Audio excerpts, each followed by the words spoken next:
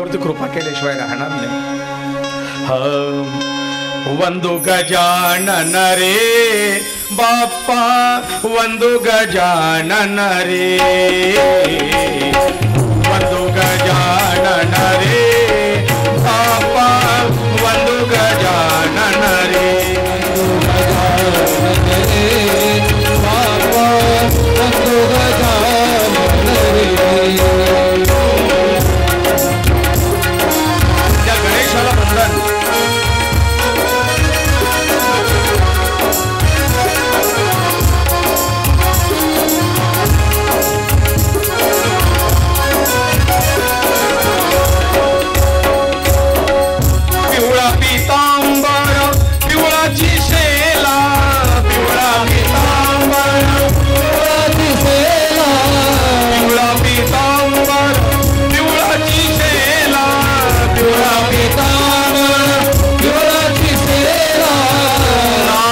भूषण रे बाप्पा वंदु गजानन रे वंदु गजानन रे बाप्पा वंदु गजानन रे।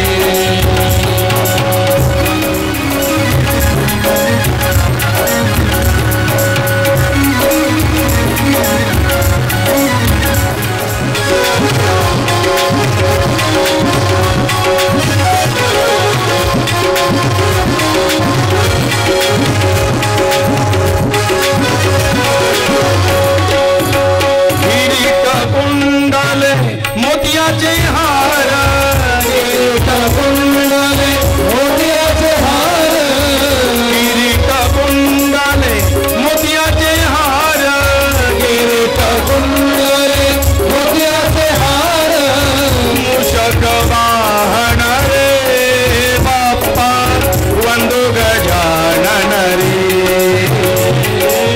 वंदु गजानन रे बाप्पा वंदु गजानन रे।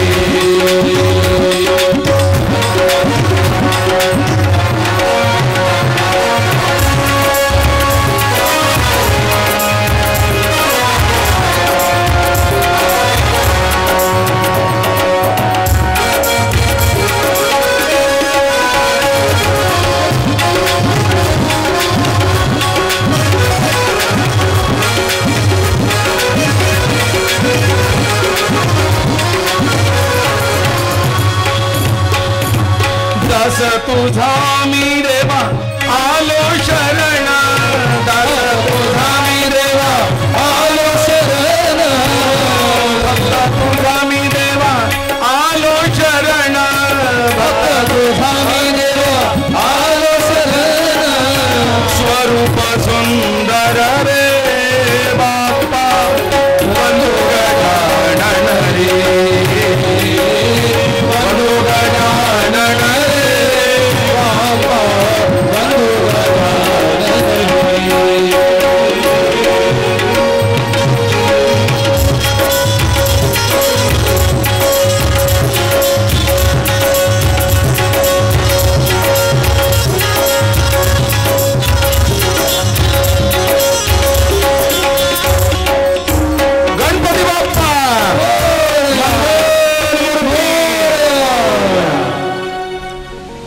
आपलं लक्ष जातं गणपती बाप्पाच्या मुख कमलाकडे गणपती बाप्पाच्या चेहऱ्याकडे।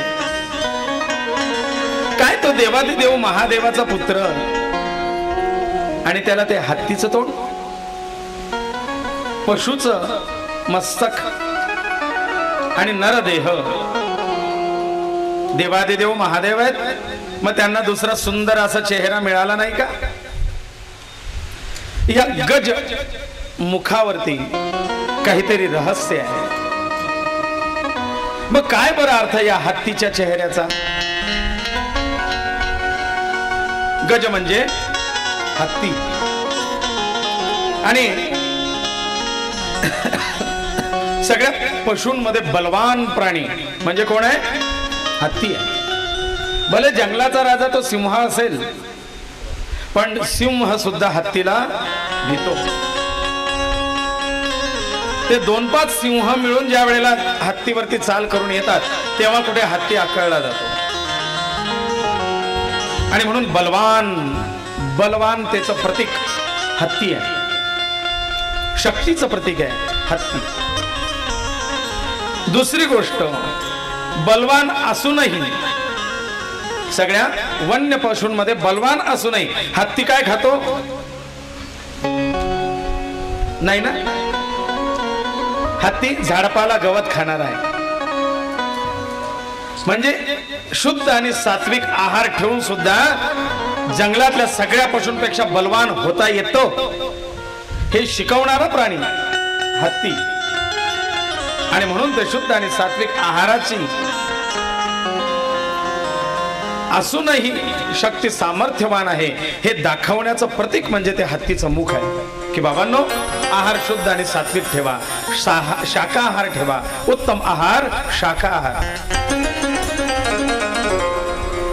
तिसरी गोष्ट, हत्ती हा शांत प्राणी आहे, हिंसक नाही. तो शक्यतर कोणाच्या भानगडीत पडत, आपण भला आपलं काम भला, आपला डामडोल डगमग, स्वच्छंद पाण्यामध्ये क्रीडा खेळायची, स्वच्छंद जंगलामध्ये विहार करायचा. पण एकदा चिडला तर मग त्या हत्तीला आवरण तो जंगल नष्ट करून टाकतो, उद्ध्वस्त करून टाकतो जंगल. आणखीन हत्तीचं वैशिष्ट्य असं आहे की हत्ती हा कुटुंब वत्सल प्राणी आहे. नेहमी हत्ती एकटा दुकटा फिरणार नाही, तो आपल्या सगळ्या कुटुंबाला सोबत घेऊनच फिरतो. हत्तीच्या सोबत त्याची हत्तीण असते. ती हत्तीण सुद्धा आपल्या 4 पायांच्या मध्ये आपल्या पिलाला चालवते. हत्तीण चालते त्यावेळेला तिच्या पायांच्या मध्ये पिलू चालत असतात, ती त्याला एकटं सोडत नाही. आणि हत्तीच्या पिलाला उचलून घेऊन जाईल अशी वाघ सिंहात ताकद नाही. कुटुंब वत्सल प्राणी आहे हत्ती. आणि म्हणून असं आपल्या कुटुंबावरती प्रेम आपलं असावं हे दाखवणाऱ्या प्राण्याचं प्रतीक म्हणून गजमुख आहे. बुद्धिमान पशूंमध्ये हत्ती एक पशु असा आहे जो बुद्धिमान आहे. हत्ती सुद्धा श्राद्ध करतात बर का. हत्ती सुद्धा उत्तर कार्य करतात, श्राद्ध करतात, वर्ष श्राद्ध. म्हणजे ते काय असं आम्हाला बोलून पिंडदान करत नाही. पण पशूंमध्ये सुद्धा गेलेल्याचा शोक आणि वर्षभर त्याची आठवण करण्याची पद्धत आहे. त्यांना करता आलं असतं तर त्यांनी सुद्धा श्राद्ध तर्पण पिंड प्रदान केलं असतं. पण जेवढं त्यांना पशुबुद्धीप्रमाणे शक्य आहे तेवढं ते करतात. 10 ते 13 दिवस हत्ती शोक मनवतात. त्यांच्यातला एखादा हत्ती मृत्यू पावल्यानंतर त्या जागेवर 10 दिवस पर्यंत ती हत्ती मेला असेल तर ती हत्ती आणि तिचं कुटुंब 10 दिवस त्या जागेजवळ येतात, तिथे बसतात आणि रडतात, रडक्या स्वरात ओरडतात. 10 दिवस सर्च करा ना YouTube गुगलला. आणि वर्षभरानंतर तो हत्ती मेलेल्याच्या वर्षभरानंतर त्याच दिवसाला बरोबर पुन्हा हे हत्ती जंगलात कुठेही असले तर त्या वर्षी त्या दिवशी ते एकत्र त्या जागेवरती येतात. हे हत्तींचं वैशिष्ट्य आहे. आणखीन वैशिष्ट्य सांगायचं म्हटलं म्हणजे बुद्धिमान प्राणी आहे, गुणग्राही आहे. कारण त्याची हार्ड डिस्क मोठी आहे ना, स्टोरेज मोठा आहे. त्याच्यामुळे बुद्धिमंतांमध्ये हत्ती जास्त बुद्धिमान आहे. हाती मेरा साथी है ना. अहो पिक्चरांमध्ये काम करावं हत्ती सारख्या प्राण्याने. मग असा हा बुद्धिमान प्राणी, बुद्धीचं प्रतीकच हत्ती आहे. मला असं वाटतं थायलंडचा राष्ट्रीय प्राणीच हत्ती आहे ना, चिन्ह. अहंकार नाही हत्तीजवळ, त्याच्या बळाचा अहंकार नाही. आणि त्याच्यावरतून मनच प्रचलित आहे. हाती चले बाजार, कुत्ते भोके हजार.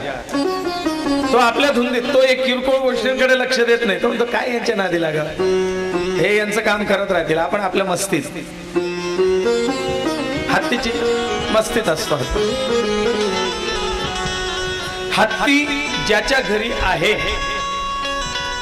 तो लेच्या पेच्या कोणाच्याही घरी हत्ती राहत. हत्ती सांभाळणं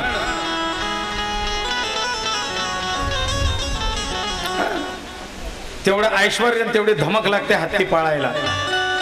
आणि म्हणून छत्रपती शिवरायांच्या जयकारामध्ये सुद्धा गजपती अश्वपती आहे ना. तो गजपती म्हणजे काय तर असे काही हत्ती छत्रपती शिवरायांच्या सैन्य छावणीत होते. अशा हत्तींचा पालन करताही हा राजा होता. आणि हत्ती पाळणं साधं काम नाही. हत्ती हे ऐश्वर्याचं प्रतीक आहे. म्हणून आता छोटे छोटे हत्ती पितळाचे देवाऱ्यात ठेवायची पद्धत आली. ठेव ना जिवंत हत्ती हा ना खरं ऐश्वर्य देईल. कारण हत्ती हा गजलक्ष्मीचं प्रतीक आहे. बघा लक्ष्मीच्या फोटोच्या मागे हत्ती आहे. हस्तिनाद प्रबोधिनी श्री सूक्त वाचा. श्री सूक्तम लक्ष्मी मातेचं स्तोत्र आहे. त्याच्यामध्ये श्री म्हणजे लक्ष्मी देवीचं स्तवन करताना त्याच्यामध्ये म्हटलं हस्तिनाद प्रबोधिनी. हत्तीच्या आवाजाने प्रसन्न होणारी ती म्हणजे ते हत्तीच्या किंचाळ्या ऐकू येतात तिथे लक्ष्मी प्रसन्न लक्ष्मीचा वावर असतो. त्याच्याकरता हत्ती असावा. म्हणजे ते हत्ती आहे तिथे ऐश्वर्य आहेच. कारण ऐश्वर्य असल्याशिवाय तो हत्ती ठेवणार नाही. ऐश्वर्याचं प्रतीक म्हणजे हत्ती आहे. आणि मी मागे सांगितलं होतं कदाचित लक्षात नसेल तर सांगतो. हत्ती हे लक्ष्मीचं प्रतीक आहे. आणि लक्ष्मीचं प्रतीक हत्ती का वाहन घुबड आहे लक्ष्मीचं है ना.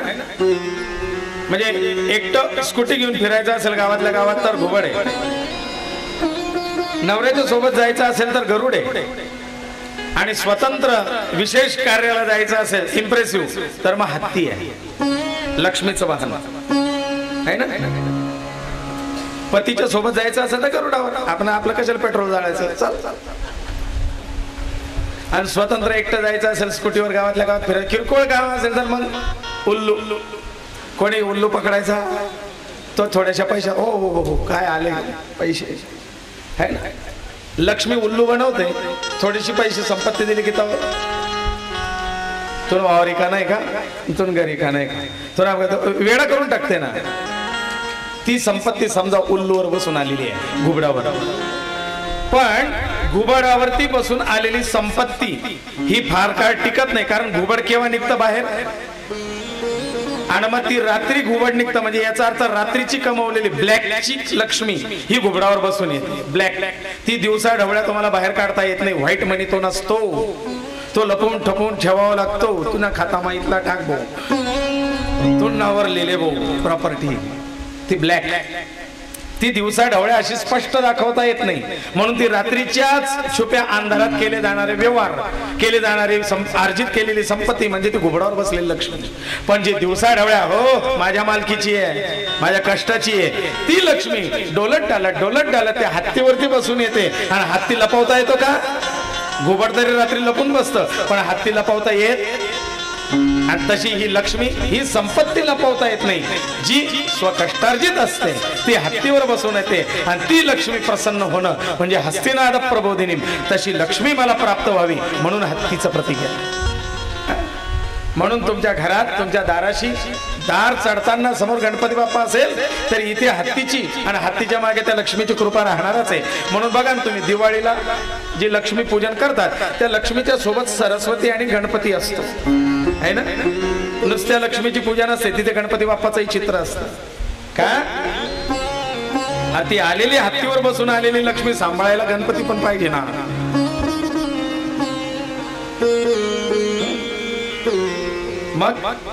मग असा हा गजमुख ऐश्वर्याचं प्रतीक सात्विकतेचं मोठेपणाचं पण प्रतीक म्हणजे हत्ती आहे. आणि म्हणून हत्तीने आपलं गणपती बाप्पाने हत्तीचं मुख धारण केलेलं आहे. मानवाच्या मेंदूचं वजन 1 किलो 400 ग्रॅम असतं. ऐका मनुष्याच्या मेंदूचं वजन किती आहे 1 किलो 400 ग्रॅम. आणि हत्तीच्या मेंदूचं वजन किती आहे 4 ते 5 किलो 4 ते 5 किलोचा मेंदू हत्तीच्या मस्तकात असतो आणि माणसाचा मेंदू 1 किलो 400 ग्रॅम. म्हणजे केवढा मोठा स्टोरेज हत्तीचा आहे. कार्यक्षमता वाढवली पाहिजे बुद्धीची, याचं प्रतीक म्हणून हत्तीचं मस्तक आहे. आणि एक गोष्ट आणखीन सांगतो, थोडस चिंतनातून आलेला विषय आहे नव्हे. आहे. एकाने सहज एकाला मी प्रश्न विचारला आषाढी एकादशीच्या दिवशी. म्हटलं बाबा पांडुरंग म्हणजे कोण? विष्णू, कृष्ण. विष्णूंनी गंध कसा लावलाय? उभा. विष्णूंची भक्त गंध कसा लावतात? आहे ना, हे बघा या छोट्या छोट्या कन्यांनी पण कसा गंध लावलाय? उभा. विष्णू गंध ऊर्ध्व पुंड्र आहे ना. दिवसभर नामस्मरण कोणाचं चालतं? विठ्ठल विठ्ठल विठ्ठल विठ्ठल. पण त्या विठ्ठलाने गंध कसा लावलाय? गुगल मॅप है ना. पांडुरंग परमात्म्याने असा का नाही गंध लावला? तुम्हीच कधी प्रश्न विचारला नाही आणि आपल्याला कधी प्रश्न मनात येतच नाही की पांडुरंग परमात्म्याचा गंध असा, वैष्णव आहे ना, वैष्णवाने उभा गंध लावावा. मग यांना असा सिम्बॉल का सापडला? म्हणजे तो सिम्बॉल गुगलने पांडुरंगाचा चोरलाय अर्थात, पण असा सिम्बॉलिक वेगळा आगळा वेगळा गंध पांडुरंगाचा का? पुढच्या कथेत उत्तर द्याल. हा ड्रॉप करतो इथे.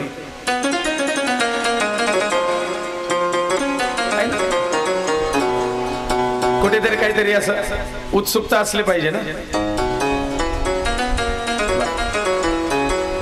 दुसरं प्रतीक आहे शूर्पकर्ण. कान, सुपासारखे कान. काल ऐकलं आपण. मग ते सुपासारखे कान का? सुपासारखे कान म्हणजे बघा, सुपाचं काम आहे धान्य पाखडणं आणि धान्यातून काडी कचरा वेगळा करणं. या कानांनी तेच काम करावं, ऐकावं सगळ्यांचं, सगळं काही, पण त्याच्यातून जो सार सार ग्रहण करण्यासारखा आहे तो आतमध्ये घ्यावा आणि काडी कचरा बाहेरच फाकडून टाकावा. तो आत जाऊ देऊ नये. याचं प्रतीक म्हणजे कान, त्या हत्तीचे कान.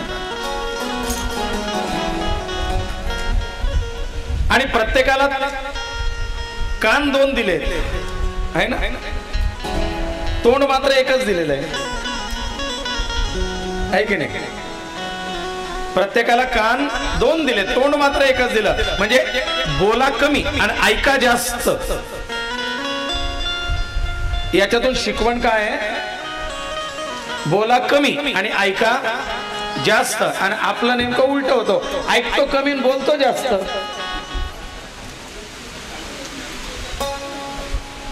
गणपती बाप्पा तेच सांगतात की आपल्याला हे जे दिले 2 ते जास्त ऐकण्याकरता, पण त्यातल्या त्यात मी जास्त ऐकावं याकरता मी कान मोठे घेतलेले आहेत. जास्तीत जास्त ऐकून घ्यायचं आहे, संग्रह करायचा आहे.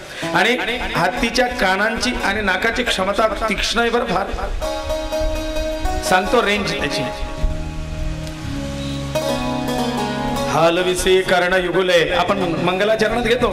ते थोणे जोका वारा उसळे, त्याचे निवाते विघ्न दूर पळे. विघ्नांतक म्हणते तुझं. त्या गणपतीच्या कानाच्या वाऱ्याने सुद्धा विघ्न दूर होतात. साधू ऐसा जाणिये, जैसा शुभ शुभ शुभ शुभाय. सुपासारखा साधू असावा. काय? सार सार रही रहे, थोथा देई उडाय. साधूने सार ग्रहण करावा, बाकीचं सोडून द्यावं. असं हे शूर्पकर्ण कान. बरं, गणपती बाप्पाचा चेहरा एवढा मोठा हत्तीचा, आणि हत्तीचे डोळे अशा असतात का बटाटा एवढाले? डोळे बाकी बारीक आहेत. हत्तीच्या चेहऱ्याच्या मानाने डोळे, गणपती बाप्पाचे सुद्धा डोळे चिमुकले. या डोळ्यांचं वैशिष्ट्य आहे.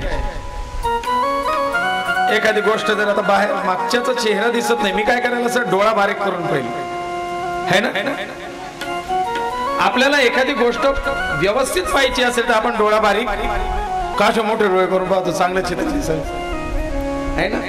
चित्र चांगलं दिसावं करता डोळे मोठे नाही बारीक करावे लागतात. तसं प्रत्येक गोष्टीकडे सूक्ष्मतेने पाहायला गेलं पाहिजे, बारीक नजरेने. म्हणून गणपती बाप्पाचे डोळे बारीक आहेत. बारकाव्याने पहा, प्रत्येक गोष्टीतले बारकावे पहा, हे सांगणारे गणपतीचे डोळे आहेत. म्हणून नेत्र बारीक आहेत. शुद्ध दृष्टीचं प्रतीक आहे.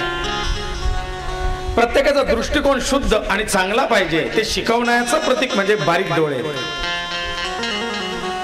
तिसरी गोष्ट गणपती बाप्पाची सोंड आहे ना. सोंड कशी आहे?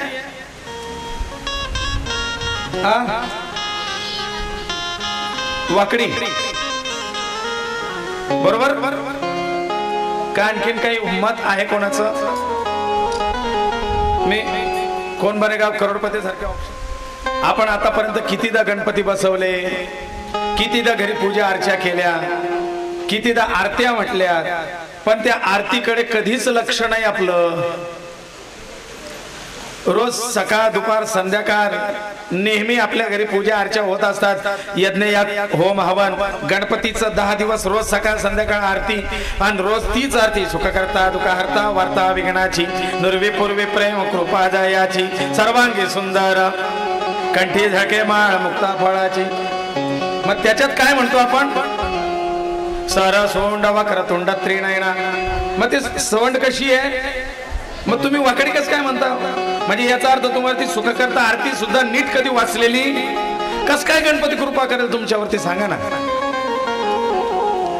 आपल्याला रोज सकाळ दुपार म्हटली जाणारी आरती सुद्धा कळाली नाही, तुम्हाला तो गणपती कसा कळेल?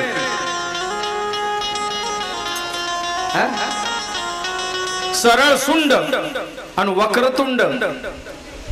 तुंड म्हणजे तोंड, ते तोंड वक्र केलेलं आहे आणि सोंड सरळ आहे गणपती बाप्पाची. मग ते असं का? ही सोंड म्हणजे काय? सोंड म्हणजे हत्तीचं नाक असतं, हत्तीचं नाक.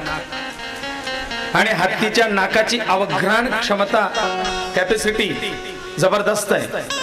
नुसतं वास घ्यायचं आणि श्वास घ्यायचं एवढंच कार्य नाकाचं नाही बरं. ती सोंड म्हणजे नाक गणपतीचं संदेश वहनाचं एक अवयव आहे. 10 किलोमीटर पर्यंत दूर असलेल्या आपल्या जोडीदाराला, साथीदाराला संदेश देण्याची क्षमता या सोंडेत असते गणपतीच्या, म्हणजे हत्तीच्या.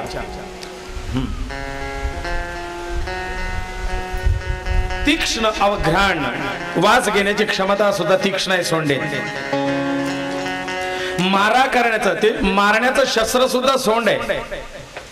गणपती बाप्पाचं मारण्याचं शस्त्र सुद्धा सोंड आहे. एकच अवयव कार्य किती करतं बघा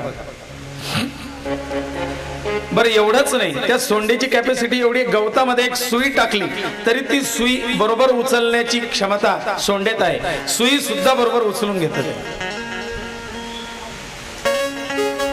10 किलोमीटर संदेश वाहण्याची कॅपॅसिटी या सोंडेची आहे.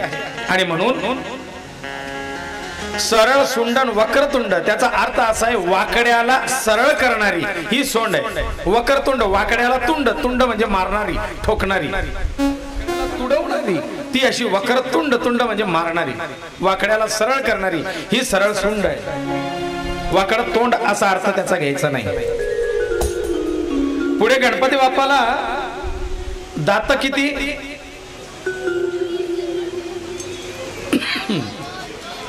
2 ना. एकच दात. आता पाहिजे ते 2 गट पडले, 1 दात आणि 2 दात. म्हणजे आपण कधी गणपती बाप्पाच्या समोर सुद्धा कधी एवढं बसलो नाही की गणपती बाप्पाचा चेहरा नीट आपल्या लक्षात येईल.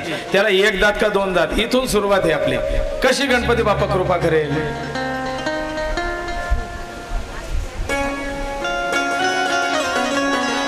तिथे पाहत आहे का?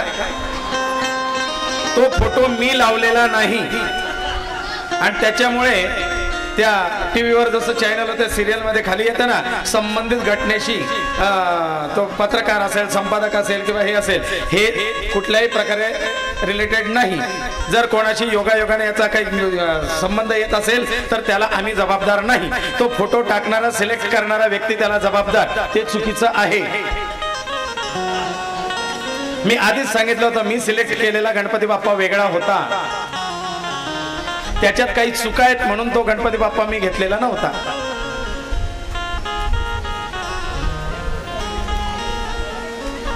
दात किती हे बघा. आता एक दंताय, दोन दंताय. गणपती बाप्पाला दात 1.5. एक दंत त्याला असं म्हटलं कारण दात पूर्ण अखंड असेल म्हणून त्याला एक दंत म्हटलं. तो अखंड दात पण तुटलेला आहे म्हणून त्याला काही दात म्हटलेलं नाही. पण तो दात तुटला आहे गणपतीचा. तो एक दात होता. आधी गणपती बाप्पा द्विदंत होते, पण एक दात तुटलेला आहे आणि तो आता 1.5 दाताचा गणपती आहे. डाव्या बाजू, हा तेही महत्वाचं आहे, उजवा का डावा. डाव्या बाजूचा दात खंडित झालेला आहे देवाचा. उजव्या बाजूचा दात अखंड आहे आणि डाव्या बाजूचा दात खंडित झालेला आहे आणि तो दात गणपती बाप्पाच्या हातात आहे. म्हणून गणपती बाप्पाचे चित्र, गणपती बाप्पाची मूर्ती निवडताना काळजीपूर्वक निवडत जा. घरी उपासनेला सुद्धा त्याने बनवलेला कसा आहे, परशाच्या रूपातला ना आरचेच्या रूपात. मागे आला होता ना साईराट गणपती. एका मंडळाने साईराट गणपती स्थापन केला, तिथे परशाच्या रूपातला गणपती. मग एक दंत हा जो म्हटलेला आहे तो एक अखंड दंत आहे, पण दुसरा अर्धा दात आहे. एक दंत याचा अर्थ असा होतो की एक छत्री. दंत हा व्यावहारिक शब्द आहे, पण दंत याचा अर्थ खरा संस्कृत मध्ये सत्ता. एक सत्ता ज्याची आहे असा तो गणेश. एक छत्री सत्ता असा तो गणेश, एक दंत. दुसरं, हत्तीचे दात बहुमूल्यवान असतात. हत्तीचे दात मौल्यवान रत्नांमध्ये हस्तिदंताची गणना केली जाते. हस्तिदंत फार महाग मिळतात. हस्तिदंताचे पूर्वी अलंकार वापरले जायचे आणि अजूनही ज्याच्याकडे हस्तिदंताचे अलंकार आहेत त्याला विशिष्ट श्रीमंतीचं प्रतीक म्हटलं जातं. जसे मोती प्युअर, हे कल्चर मोती नाही, प्युअर मोती. नाही तर आता तर साड्यांना कुंदन पण मोत्याचे लावलेले असतात, प्लास्टिकचे. प्युअर हस्तिदंत. मग असा हत्तीच्या संपूर्ण अवयवात हे एक वैशिष्ट्य आहे. हत्तीच्या सगळ्या अवयवात म्हणजे पूर्ण शरीरामध्ये जेवढे हाड आहेत सगळे हाड ठिसूळ असतात. हत्ती दिसतो मोठा पण हत्तीचे हाड ठिसूळ आहेत. सगळ्यात मजबूत अवयव असेल तर फक्त दात. आणि म्हणून पूर्वी हस्तिदंतापासून शस्त्र बनवलं जायचं. जर भागवत पाहिलं तर भगवान गोपाल कृष्ण आणि बलराम दादा यांनी आपल्या खांद्यावरती हस्तिदंत, हत्तीचे दात घेतलेले असुरांना, कंस सेनेला मारण्याकरता. हस्तिदंत शस्त्र म्हणून त्याचा उपयोग केला जायचा. एक कथेच्या याच्यानुसार पत्रकारितेचं म्हणजे पत्रकार बंधूंचं प्रतीक म्हणजे हस्तीचा तो तुटलेला दात आहे. कारण महर्षी वेद व्यासांना ते पुराण लिहायला मदत केली तेव्हा त्यांची कांडी संपून गेली होती का काय, पण गणपती बाप्पांनी आपल्याला तो तुटलेला दात त्याची लेखणी करून ग्रंथ लिहिलाय पुराण. म्हणजे त्या दाताचा लेखणी म्हणून उपयोग केलेला आहे गणपती बाप्पा. म्हणून ती विद्येची देवता लेखणी. तिसरी गोष्ट, वैदांतिक सिद्धांताच्या नुसार पाहिलं तर पाखंड मत खंडित केल्याचं प्रतीक म्हणजे गणपती बाप्पाचा खंडित दात. कारण सिद्धांत दोन आहेत, एक अद्वैत सिद्धांत आणि एक द्वैत सिद्धांत. वेदांतानुसार अद्वैत आणि द्वैत सिद्धांत याचे वाद होते पूर्वी. मग याच्यात तो एक पाखंड मत खंडन करून टाकलंय. त्याचं प्रतीक म्हणजे गणपतीचा एक तुटलेला दात आहे. गणपती बाप्पाने आपल्याला तुटलेला दात सुद्धा शस्त्र आणि लेखणी म्हणून त्याचा वापर केला. म्हणजे टाकाऊ पासून टिकाऊ बनवता येतं हे शिकवणारा गणपती बाप्पाचा दात आहे. गणेशाने ते शिकवलंय, प्रत्येक गोष्ट टाकावून असते, तिचा कुठेतरी सदुपयोग करता येतो. म्हणून पिण्याच्या बाटल्या इकडे तिकडे फेकत जाऊ नका. पाणी पिण्याच्या हो. ही मंडळी खुश झाली, घरी घेऊन यावं का काय बा असं म्हणून. तुम्ही पाणी पितात, त्या बिस्लेरीच्या बाटल्या इकडे तिकडे पडलेल्या असतात, भोजनगृहामध्ये इकडे तिकडे पडलेल्या असतात. स्वच्छतेला महत्व आहे. स्वच्छतेचं एक पाऊल आपणापासून सुरुवात करावी. डस्टबिन ठेवलेलं आहे, त्याच्यात ती बाटली टाकून द्यावी. फार काय. मग या ठिकाणी गणपती बाप्पा त्या टाकाऊ पासून टिकाऊ हे सुद्धा शिकवतात. गणपती बाप्पांच्या हातामध्ये काय शस्त्र आहे? तो काय शस्त्र आहेत? अंकुश आणि परशु. अंकुश आणि परशु. भगवंताच्या हातातला अंकुश म्हणजे चुकीच्या गोष्टीवरती नियंत्रण मिळवण्याचं प्रतीक आहे. आपल्या इंद्रियांवरती नियंत्रण मिळवण्याचं प्रतीक म्हणजे अंकुश आहे. निग्रह म्हणजे अंकुश आहे. हा अंकुश हत्तीला आवर घालण्याकरता माहुताच्या हातात असतो बरं का. आहे ना अंकुश? ऐकलेलं आहे का तुम्ही? एक लोखंडाचं ते शस्त्र असतं आणि ते माहुताच्या हातात असतं. त्याचा मारा ते गंडस्थळावरती करतात हत्तीच्या, आणि त्याच्याने हत्ती आवळला जातो. जसं बैलाला नाल ती मोरखी घातली जाते, नाल नथ टोचली जाते, आहे ना, नाथ टोचते, तसं हत्तीला आवळण्याकरता अंकुश आहे, अंकुशाचा मार. पण तोच हत्ती म्हणजे हत्तीचं मुख असणारा गणपती त्यानेच हातात अंकुश घेतलेला आहे. म्हणजे स्वतःला स्वतः आवरता आलं पाहिजे याचं प्रतीक स्वतः हातात अंकुश घेतलेला आहे. स्वतःचा अंकुश स्वतः तो पाहिजे. दुसऱ्याने आवरावून मग मी समजाव नाही. आपलं नियंत्रण आपल्या जवळ पाहिजे. परशु. परशु हे अभेद्य शस्त्र आहे. परशु हे कसं प्राप्त झालं, कुठे प्राप्त झालं, कोणी दिलंय याबद्दल सुद्धा आपल्याला ऐकायचं आहे. पाश दृष्टांना आकारण्याकरता, अंकुश वाईट शक्तीवरती विचारांवरती नियंत्रण मिळवण्याकरता, परशु पाखंड मत खंडन करण्याकरता, दृष्टांचा संहार करण्याकरता. कारण परशुनेच दुष्ट अशा क्षत्रियांचा, अशा उन्मत्त राजांचा नाश परशुरामांनी केला होता. गणपती बाप्पाच्या एका हातात आहे मोदक. मोद म्हणजे आनंद, आणि असा आनंद देणारा तो मोदक गणपती बाप्पाच्या एका हातात आहे. आणि एका हातात आहे कमल. कमल म्हणजे श्री, कमल म्हणजे संपत्ती, कमल म्हणजे ऐश्वर्य, कमल म्हणजे मांगलिकता, आहे ना. आणि म्हणून त्या कमलच्या प्रित्यर्थ हे सगळं चाललंय.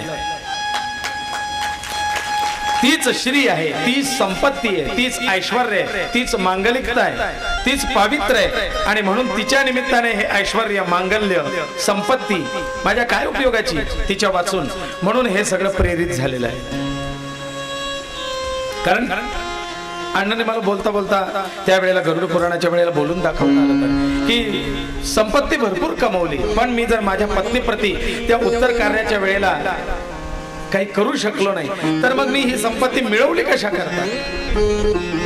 मग तेच माझ्या पत्नीच्या नावाने आता त्या संपत्तीचा योग्य तो विनियोग करेल की ती संपत्ती आणि तिच्यातून पुण्य हे तिलाही उद्धाराचं ठरो आणि मलाही उद्धाराचं ठरो, आणि तोच वारसा माझ्या मुलाबाळांना, माझ्या नातवंडांना कल्याणप्रद ठरो, त्याच्याने त्यांचं कल्याण हो. म्हणून मी हा मार्ग निवडला.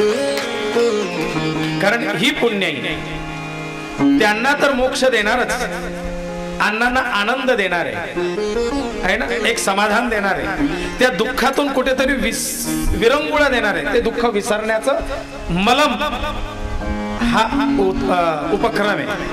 त्यांना मोक्ष देतोय, यांना दुःखातून मुक्ती देतोय, एक समाधान देतोय, आनंद देतोय, आणि पुढच्यांना आशीर्वाद देतोय, पुढच्यांसाठी पेरून ठेवतोय की पुढे तुम्ही फक्त कापणी करा या पुण्याची, मी पेरून ठेवतोय. अशा या सगळ्या पिढींना कारणीभूत अशी सत्कर्म आहेत. कमल तो मोदक, ते अंकुश, ते परशु, तो पाश. मोदक बघा, मोद म्हणजे आनंद आहे. एके करी मोदक गोल, त्यावरी अति प्रीती, एका हातामध्ये मोदक आहे आणि त्याच्यावरती गणपती बाप्पाची प्रीती फार आहे. हा मोदक अमृत मोदक आहे बरं का, अमृताने भरलेला मोदक आहे, ब्रह्म रसाचा भरलेला मोदक आहे. एकदा पार्वती मातेने अमृत भरून मोदक केले होते, अमृत भरून मोदक केले होते, त्याच्यात ब्रह्मरस एकत्र केला आणि असा हा ब्रह्मरसाचा मोदक कोणाला द्यावा असा प्रश्न पडला. आणि हा मोदक ज्याला मिळेल त्याला 64 कला, 14 विद्या, ब्रह्मज्ञान आदी सगळ्यांची प्राप्ती होणार होती, सर्व विद्या अवगत होणार असा हा मोदक होता. पार्वती मातेने बनवून आणला आणि सांगितलं, अहो हा मोदक कोणाला द्यायचा. अर्थात कार्तिक आणि गणपती दोघांची चढाओढ झाली. आई मला, आई मला, आई मला दे. महादेवांना विचारलं, अहो काय करू. दोघांमध्ये स्पर्धा तर असली पाहिजे, जिंकण्याची जिद्द असली पाहिजे, मुलांना प्रोत्साहन दिलं गेलं पाहिजे. मग असं करूया, आपण एक शर्यत ठेवू. जो या भूतलावरच्या सगळ्या तीर्थांचं स्नान करून येईल, जो शुद्ध आणि पवित्र होऊन येईल सगळ्या तीर्थांच्या तीर्थ स्नानाने, त्याला मी हा मोदक देईन. कारण शुद्धी शिवाय ज्ञान नाही. निघाले कार्तिक महाराज आपल्या मोरावरती बसून आणि तीर्थयात्रेला, सगळ्या तीर्थांचं, अयोध्या, मथुरा, माया, काशी, कांची, अवंतिका, सगळ्यांचं स्नान करता करता कार्तिक निघतायत. गणपती बाप्पा आपल्या त्याचा स्पीड कमी म्हणले. लुना ती स्पोर्ट बाईक ही लुना, काय करावं. गणपती बाप्पाने म्हणले जाऊ दे. आई बाबा बसलेले आहेत, आई बाबा बसलेले आहेत आणि महादेव पार्वतींना समोर बसवलं, नमस्कार केला. म्हणले, आई आजपर्यंत मी साधू संतांच्या मुखातून ऐकलेलं आहे की माय बाप केवळ काशी, त्याने न जावी तीर्थाशी. जर आई आणि वडील हे जर काशी, गया, प्रयाग तीर्थस्थान असतील तर तीर्थ स्नानाची, तीर्थयात्रेची मला काय गरज. आईचे 2 पाय, वडिलांचे 2 पाय म्हणजे 4 धाम आहेत. तर मला या भूतलावरच्या बाकीच्या तीर्थयात्रेची काय आवश्यकता. आई, माझ्यासाठी माझे आई वडील हेच तीर्थ आहेत, माझ्यासाठी माझे आई वडील हेच सगळ्या देवता आहेत. मी 33 कोटी देवता समजून आणि या भूतलावरच्या समस्त तीर्थ क्षेत्र समजून मी तुम्हाला प्रदक्षिणा करतोय. जर शास्त्र खोटं असेल तर मला फळ नकोय. आणि गणपती बाप्पा या भूतलावरती सगळ्या समस्त तीर्थांना आपल्या आईवडिलांनाच प्रदक्षिणा करताय. 1, 2, 3 प्रदक्षिणा केल्यात आणि सांगतायत, माता जर शास्त्र वचन खोटं असेल तर मला या तुमच्या प्रदक्षिणेने तीर्थयात्रेचं फळ मिळणार नाही. पण शास्त्रावरती निष्ठा असेल आणि हे जर तुम्हाला मान्य असेल की आपले आई वडील हे सगळे तीर्थ असतात तर मला तीर्थ स्नानाचं आणि तीर्थयात्रेचं फळ मिळावं. पटकन पाणी घेतलं, आपल्या वडिलांचे आणि आपल्या आईचे चरण प्रक्षालन केलेत, ते चरणाचं चरणोदक घेतलं आणि आपल्या अंगावरती शिंपडून घेतलं. आई तीर्थ प्यायलो, तीर्थाने स्नान केलं आणि समस्त पृथ्वी प्रदक्षिणा सुद्धा केलं. सांग खरंय का खोटं आहे. म्हणले, गणेशा चतुर आहेस तू. खरंय, मी शास्त्रालाही खोटं म्हणू शकत नाही. आणि म्हणून या मोदकाचा अधिकारी तू आहेस बाळा, या मोदकाचा अधिकारी तू आहेस. आणि म्हणून पार्वती मातेने बनवलेला अमृतमय मोदक हा गणपती बाप्पाच्या हातावरती दिलाय. आणि गणपती बाप्पा आवडीने तो मोदक चुटू चुटू चुटू चुटू खातोय. तिकडनं मोरावरती बसून कार्तिक येतात. आई, आई मी तीर्थयात्रा करून आलो, तीर्थ स्नान करून आलो, दे मला मोदक. आई म्हणते, बाळा खऱ्या अर्थाने तू पण तीर्थयात्रा परिपूर्ण केलीस, पण हार्डवर्क अँड स्मार्ट वर्क, हा डिफरन्स, हा भेद हा तुमच्यात पाहायला मिळाला. तू सांगितल्याप्रमाणे आज्ञेप्रमाणे कार्य परिपूर्ण केलं, पण तेच कार्य याने स्मार्ट वर्क म्हणून परिपूर्ण करून टाकलं. माझा नाईलाज आहे, मी शास्त्र आज्ञा उल्लंघन करू शकत नाही, म्हणून बाळा मी गणेशाला तो मोदक दिलाय. कसं? अरे आई वडिलांची प्रदक्षिणा करून तेच भूतलावरच्या सगळ्या तीर्थांच्या प्रदक्षिणेचं फळ त्याने प्राप्त केलंय आणि त्याने तो मोदक मिळवला. कार्तिकाला सुद्धा आनंद झाला, त्याने आपल्या लहान भावाची पाठ थोपटली. गणेशा खरोखर बुद्धिमान आहेस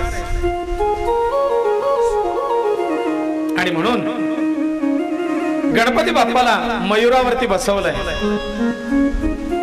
तेव्हा गणपती बाप्पाला एक मयूर, मोर हे पण वाहन आहे बरं का गणपती बाप्पाचं. बघा इकडे प्रत्यक्ष दर्शन.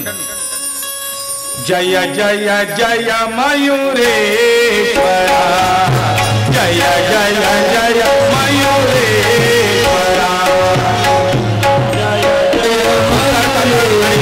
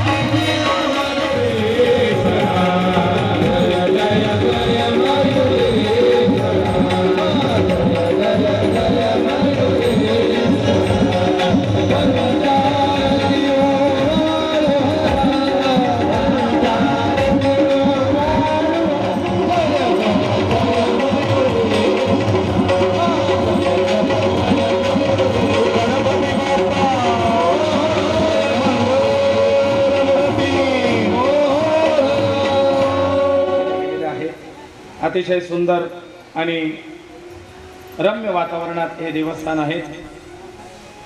गणपती, देवी, विष्णू, शिव आणि सूर्यनारायण अशा पाचही देवता कळंबेश्वरी आहेत। या वर्षी त्यांना आणखी छान रंगकाम केले गेलेले आहे मूर्तींना, त्यामुळे आणखी सुंदर दिसतात।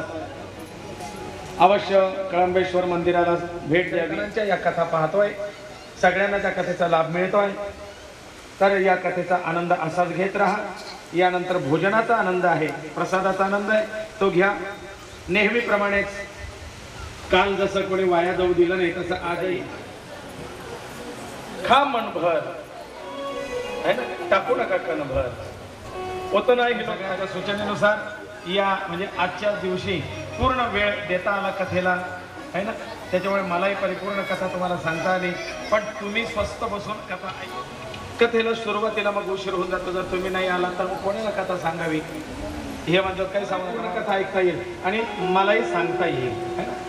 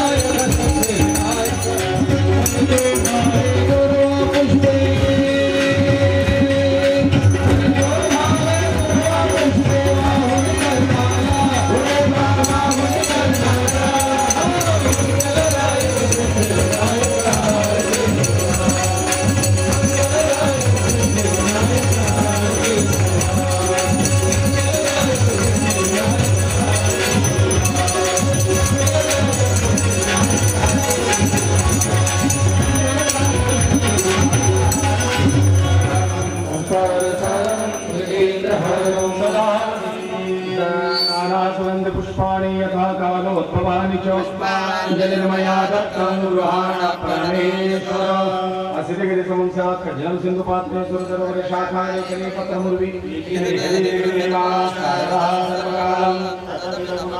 मीशमानं याति सदा सर्वदा योगतुजा घडावा देहमाधा प्रणवपेक्षो नको गुणवन्ता अनन्ता सनेला दृढता लवावे भूये वसन्ताक्षि सराभावे सत्कर्मयोगे वयघालभावे सर्वामुखे मङ्गलबोधभावे तेभे तुझे सद्गुरु अलंकापुरे पुण्यभूमि पवित्र सद्गुरु धर्माच्या करिता अमास जगते रामाने धाडियले ऐसे दारुणे राम भक्ती करिता ऐश्वर्य हे लाभले आता धर्म सख्या तुझ्या मूर्तिम्या नम्रत्वतेने असे इच्छा हो जशी मानसे करीत असे हा देह पिता माता बंधू तुझ बिन असे कोण मजला बहुमी अन्यायी परिसकल हे लाज तुझला न जाने मी काही जप तप पूजा साधन विधी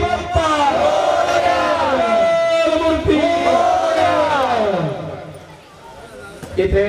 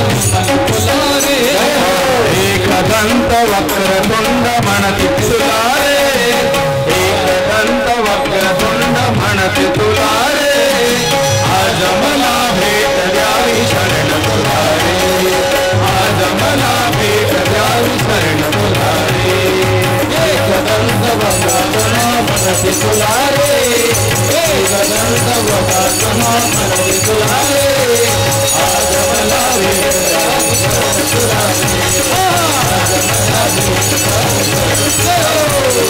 आज मला भेट तुला रे आज मला भेट